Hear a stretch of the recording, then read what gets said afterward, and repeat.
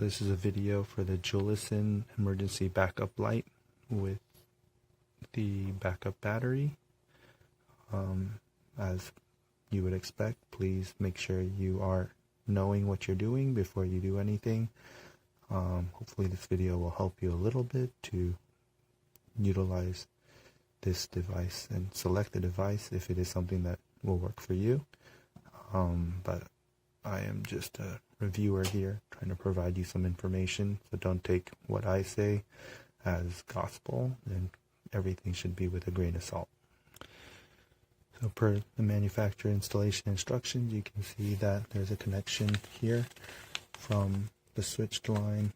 So before the switch line, you're going to connect in the constant power, and then all the neutrals are tied together, and then the switch line is connected after the switch. So if your light fixture location does not have main power as well as the switched line, then you will not be able to utilize this in the way it is designed. So I have built a little demonstrator so that you can see how everything is supposed to work together. So none of this is code, this is just a demonstrator that I have built.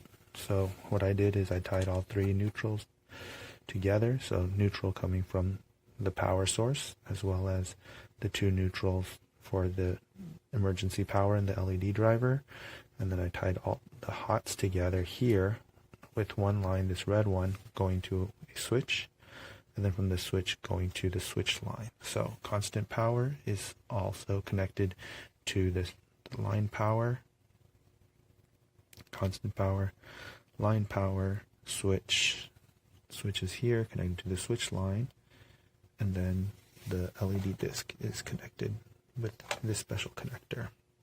Now what's nice about the LED disc is that it is color temperature adjustable, so if you like it whiter, brighter, you can see a little bit, even though the camera is doing a little bit of adjustment itself, but it is able to change the color. Now this system operates in two modes. One is an emergency light mode, as the other one is in a standard switched mode. And you can tell by looking at the flashing light, and you can switch modes using this red button.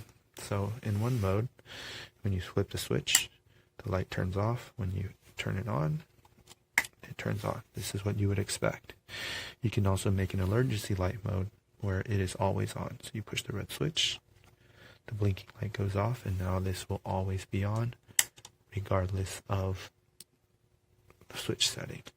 It does get brighter when you flip the switch, which is, I think, what you would expect. And then you can see now that you will be able to do something a little bit different because of the battery. So I have created this test setup, which is probably a little bit dangerous, so please do not do what I am doing and what I am demonstrating today.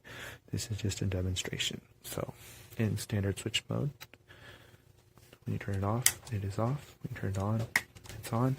However, in a blackout situation, you see that it is on, and even when you flip the switch, it is still running.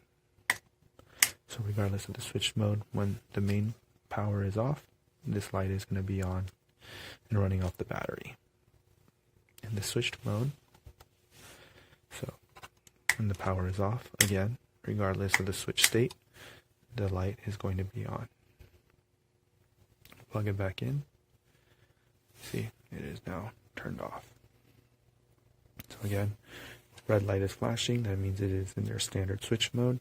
If you lose main power, the light will come on in emergency, and it will stay on regardless of switch mode. If you plug it back in, it will go back to off when the power is off, when the switch is off, on when the switch is on. In emergency light mode, it will be at the on brightness, off brightness, then when you lose power, it stays in the off brightness mode.